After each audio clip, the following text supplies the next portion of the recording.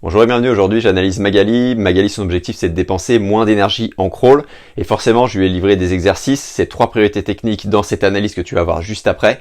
Mais l'idée derrière ça c'est oui de dépenser moins d'énergie et souvent en dépensant moins d'énergie également on se sent beaucoup mieux dans l'eau au niveau des sensations et aussi la troisième chose c'est que mécaniquement on va nager plus vite à moyen, à court terme, à long terme, ça dépend des gens. Donc voilà, je te laisse avec ces 3 points techniques prioritaires dans cette vidéo. Ok, salut Mag. Alors la première chose, ça va être de chercher la première chose, la chose d'une manière générale, ça va être de chercher à dépenser moins d'énergie. Tu vois, les jambes, forcément, c'est là où tu as le plus de muscles, donc forcément, tu dépenses énormément d'énergie. Et donc l'idée, la première chose, ça va être de vraiment t'horizontaliser le plus possible, d'avoir les jambes qui se tendent. Parce que là, tu as un angle ici. T'as un angle, t'es en mode terrien, t'es en mode nage avec palme, d'accord? Et ça, c'est forcément un problème, mais vu que t'as nagé avec des palmes, c'est tout à fait logique, en fait. Et donc, on va chercher à rester grand au niveau des jambes, à bien tendre les cuisses, à bien ouvrir, tu vois, au niveau des hanches, à bien tendre les pointes de pied. Parce que les jambes, ça te sert comme les bras en course à pied, comme les bras en courant, en marchant, peu importe, c'est pareil. Ça te sert à t'équilibrer, à aller chercher plus loin devant, et aussi à un moment donné à accélérer l'eau plus facilement pour tourner sur la tranche d'un côté et de l'autre côté. Mais bref, ce qu'on va chercher à faire du coup, d'aller glisser, d'aller pousser au mur tout simplement. Tu vas chercher à te grandir comme on l'a fait, donc ça t'arrives à le faire, t'arrives à bien flotter, il n'y a aucun souci.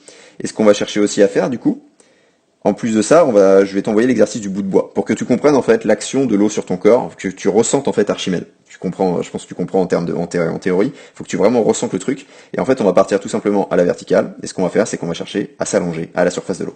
D'accord? Verticale, debout, bras au corps. On s'allonge à la surface, les bras tendus, en position, comme quand on poussait sur le mur, en position flèche. Ok? Et en faisant ça, en fait, tu vas comprendre comment placer ton corps dans l'eau pour être 100% du temps à l'horizontale et du coup dépenser beaucoup moins d'énergie et avoir moins ce réflexe de terrien de battre des jambes à fond. Le deuxième point, on va chercher un peu plus de propulsion sur les bras du coup, parce que là tu es en mode du coup terrien comme je disais, enfin terrienne, donc tu avances beaucoup avec les jambes. Donc ce qu'il va falloir chercher à faire, c'est avancer un peu plus avec les bras. Donc on va aller chercher loin devant forcément, ok, vraiment aller chercher loin devant. On va pousser aussi loin derrière, donc on va aller toucher, tu vois, on va aller toucher ta cuisse directement, et on va aller toucher ta cuisse en accélérant un petit peu pour que tu ressentes que tu déplaces de l'eau, d'accord? Parce que là, tu vois, c'est tout tranquille ton mouvement de bras, parce que c'est tes jambes qui consomment toute l'énergie et toute ton attention. Donc, on va remettre tout ça, quitte à respirer tous les 5, tous les 7 temps, à s'arrêter à chaque longueur, c'est exactement ça l'idée, voire à respirer encore moins, on s'en fout en fait pour l'instant de comment tu respires. On cherche d'abord à t'horizontaliser, et ensuite à ce que tu ressentes un peu d'appui pour que tu aies de la propulsion sur tes bras, et tu vas voir que mécaniquement, en faisant ces deux choses-là déjà, les jambes elles vont beaucoup moins bouger, ça va être beaucoup plus simple pour toi et tu pourras enchaîner beaucoup plus facilement les longueurs même si on parle pas encore de respiration.